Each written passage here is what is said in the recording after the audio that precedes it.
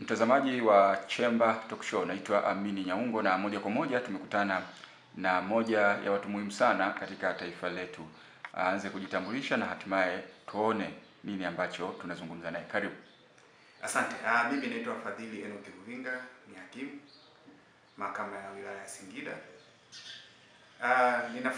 Ninafurahi kwamba nimekuwa sehemu ya kuelimisha jamii yangu inayonizunguka. Na leo na kama ambavyo tumeongea, nimependa tuzungumzie jambo moja ambalo limekuwa likiwatatiza watu wengi. Swala la dhana ya ndoa. Watu wengi wamekuwa wakiongea mambo mbalimbali. Mwingine atasema kwamba ukikaa na mwanamke miezi mitatu basi imeshakuwa ndoa. Mwingine ukikaa na mwanamke miezi 6 imeshakuwa ndoa, mwingine miaka 2 imeshakuwa ndoa. Hasa hili limekaaje? Basi ni swala ambalo tunaenda kuzungumzia kwa siku hii ya leo. Kwa ufupi, ndoa tunasema ni muunganiko. Ndoa ni muunganiko wa mtu mke na mtu mume kwa malengo ya kuishi maisha yao yote pamoja. Na ndoa inaongozwa na sheria ya ndoa ambayo ni sura ya 29 ambayo kwa mara ya mwisho imerejewa mwaka 2019. Lakini ukiachana ndoa ambayo inaweza kafungwa kwa utaratibu mbalimbali ambao ni rasmi, kwa sababu tunazifahamu ndoa zinafungwa kwa utaratibu ulio rasmi. Kuna ndoa ambazo ni za kidini, kuna ndoa za kimila, na kuna ndoa ambazo zinafungwa kwa utaratibu wa kiserikali. Lakini pia kuna aina fulani ambayo hatuiti ndoa, lakini inakuwa na hadhi inayoendana na wanandoa ambao wamefunga ndoa, japo hatuwezi kuiweka kama ni sehemu ya aina za ndoa. Basi swala hilo tunaliita dhana ya ndoa. Kifungu cha 160 cha sheria ya ndoa ndio kinaongoza jambo hilo, ambacho kifungu hicho chenyewe kinaeleza kwamba pale ambapo mwanamume na mwanamke wataishi pamoja kwa muda usiopungua miaka 2, basi kutakuwa na dhana kwamba watu hawa wameoana. Kwa hiyo ile dhana ya watu kusema kwamba mtu akiishi na mwanamke miezi 3 au miezi 6 inakosa uhalisia. Ni kwa nini sheria imeweka swala hili? Dhana ya ndoa imekuja kutokana na aina ya jamii yetu ambayo inaishi. Wanajamii wamekuwa wengine wakifuata utaratibu ulio rasmi, lakini kuna wengine ambao wamekuwa hawafuati utaratibu ulio rasmi. Wanaamua kuchukuana na kuanza kuishi. Hasa inapofikia hatua ya mmoja kati yao kuchukua njia yake, kumekuwa na madhara kwa baadhi. Unakuta aidha mwanaume au mwanamke akaathirika na utaratibu ule, na ataathirika kwa sababu unakuta kuna utaratibu maalum wa kisheria wa kuweza kuongoza. Ndio maana sheria ikaweka kifungu hicho cha 160 ili kuweza kuweka mkakati maalum wa kuwasaidia pande hizi zote mbili zinazoachana katika mazingira hayo. Tunaelewa kwamba ndoa ikivunjika, basi mahakama kwa mujibu wa kifungu cha 110 ina mamlaka ya kutoa hati ya talaka. Na ikishatoa hati ya talaka kwa kifungu hicho, maana yake kwa mujibu wa kifungu cha 114 kuna nafuu mbalimbali ambazo hawa wanandoa wanapoachana wanaweza wakazipata. Nafuu hizo, moja iliyo kubwa ni mgawanyo wa mali ambazo zinapatikana kwa nguvu ya pamoja. Lakini nafuu zingine ambazo zinafuata, kunakuwa na matunzo ya mwanamke, matunzo ya watoto na mambo mengine yanayoambatana na hapo. Kwa hii dhana ya ndoa ilikuja pia kwa ajili ya kusaidia jambo hilo. Kwa hiyo dhana ya ndoa kama nilivyoeleza, kifungu cha 160 kimesema kwamba pale ambapo mtu mume na mtu mke watakuwa wameishi pamoja katika roof moja, yani katika nyumba moja, na majirani wakawa na wafahamu kwamba huyu ni mtu na mke wake, au wale wanaowazunguka wakawa wanaamini kwamba huyu ni mtu na mke wake, tunasema kwamba wamepata hadhi ya kuitwa mke na mume. Basi watu hawa tunachukulia kwamba kunakuwa na dhana kwamba ni wanandoa. Ikifikia wakati ambao hawa watu sasa wamefika sehemu ya kushindwa kuishi pamoja, wanataka kutengana, kila mtu akaendelea na maisha yake, basi mahakama ikijiridhisha kwamba walipata hadhi hiyo ya kuitwa mke na mume, basi kuna stahiki mbalimbali ambazo wanazipata. Kwa maana hiyo mahakama ikiwa imeridhika, maana yake zile stahiki ambazo ndoa inapovunjika ambao ni ndoa halali, basi na watu hao pia watakuwa wanastahili. Kasoro tu hawatapewa hati ya talaka. Huwezi kupewa hati ya talaka kwa sababu hakukuwa na ndoa iliyokuwepo. Tunasema talaka ni zao la ndoa. Maana yake ndoa ikivunjika, unatoa talaka. Lakini katika dhana ya ndoa hakuna ndoa inayovunjika, kwa sababu hao watu hawakuwa wana ndoa. Tunaposema dhana ya ndoa tunamaanisha nini?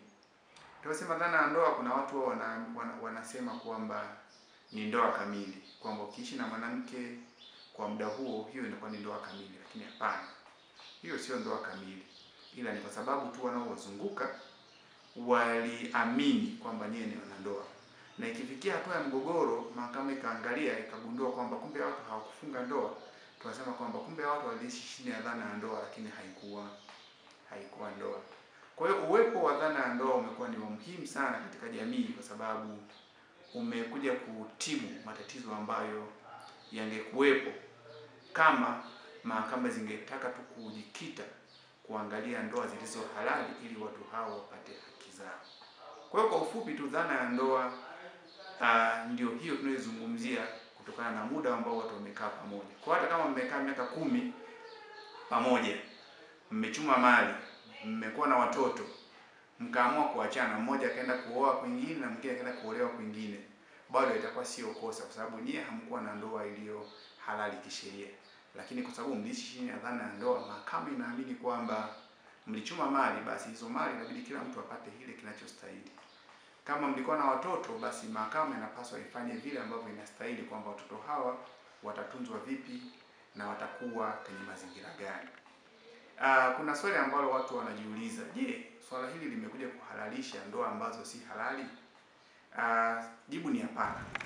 Jibu ni hapana, kwamba hii haihalalishi ndoa, na ndio maana hatuweki kama ni sehemu ya kundi la ndoa. Kundi la ndoa itabaki lile lile, kwamba kuna ndoa ambazo zinafungwa katika makundi mbalimbali. Kuna ndoa ambazo za kidini, kuna Waislamu, kuna Wakristo, wana utaratibu wao kufunga ndoa, lakini pia kuna ndoa za kimila, lakini pia kuna ndoa ambazo zinafungwa kwa utaratibu wa kiserikali, ambazo pia zote ni lazima zisajiliwe. Sasa hii dhana ya ndoa haipo katika makundi yote ya ndoa, hapana.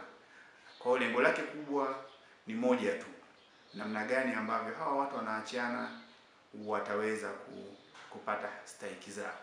Kuna mazingira mengine ya tofauti. Unakuta kuna mtu amefunga ndoa yake aidha kwa utaratibu wote, aidha utaratibu wa kidini kwa ndoa ya Kikristo au ndoa ya Kiislamu au ndoa ya kiserikali, lakini wakashindwana kuishi na mwenzake. Kwa unakuta mmoja akaamua kuondoka, lakini tulifunga ndoa, tuna cheti cha ndoa, aidha cha ndoa ya mke mmoja au wake wengi. Tukashindwana, nikaenda mimi huko nikakaa miaka yangu hata 10 au 20. Katika kuishi kwangu huko nilikuwa naishi, nikampata mtu, tukaanza kuishi pamoja. Tukaishi mwaka wa kwanza, tukaishi mwaka wa pili, tukaishi mwaka wa 3. Generally wanaotuzunguka wataamini kwamba hapa kuna dhana ya ndoa. Katika mazingira hayo kunakuwa na changamoto nyingi, kwa sababu ujue hapo tayari kuna ndoa ambayo ilikuwa tayari ipo na imefungwa kisheria. Kwa hiyo hata swala la dhana ya ndoa inaweza kuleta shida kidogo, ila bado mahakama zetu zilishaliangalia hilo, na wahusika wanaweza kupata haki zao kwa kuthibitisha ule mchango ambao kila mmoja anakuwa nao.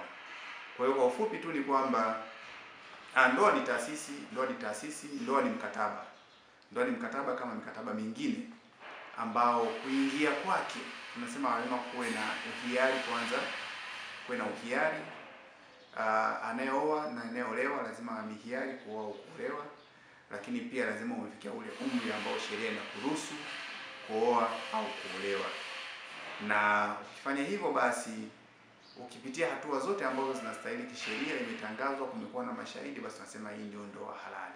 Hata ndoa ya kimila ukifunga, bado lazima ndio kaisajili. Ndio maana kuna watu wanasema tunaishi ndoa ya kimila, lakini unakuta ndoa hiyo ya kimila ukiuliza imekuaje, sisi bwana tulianza tu kuishi.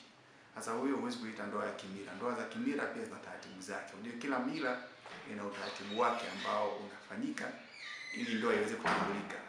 Kuna namna ambavyo unaenda kupiga hodi kwa ule ukoo unaoenda kuoa.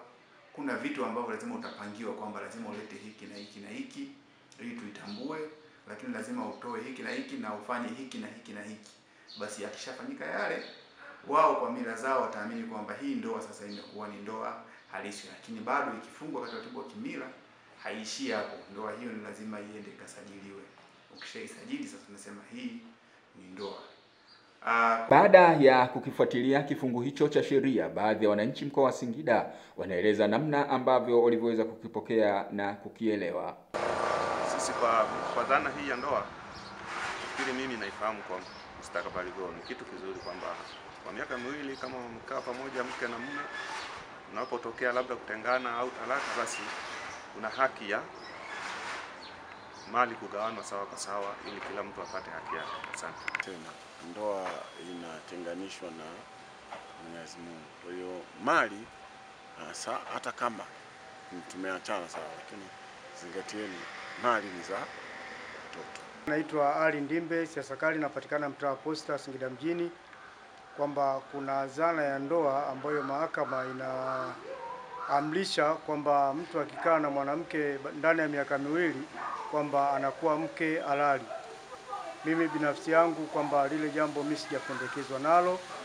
Kwa hiyo kwa mujibu wa sheria ya dini ya Kiislamu, pale inakuwa bado hamjafunga ndoa na mnakuwa mko ndani ya zinaa. Kwa hiyo sheria tu ipate mkondo wake, na kwamba hata sheria ya dini ya Kikristo sidhani kama wanaruhusu kwamba ukikaa na mwanamke miaka miwili kwamba inapendekezwa iwe dini kamili, iwe ndoa kamili.